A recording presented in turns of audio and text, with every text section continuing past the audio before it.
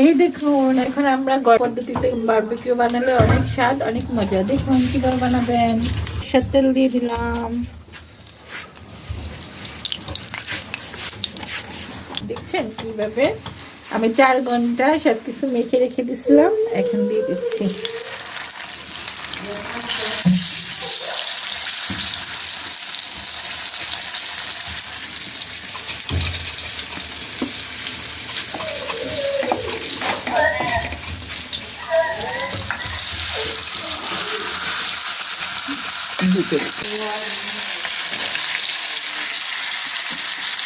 এই দেখুন barbecue colour চলে এসেছে।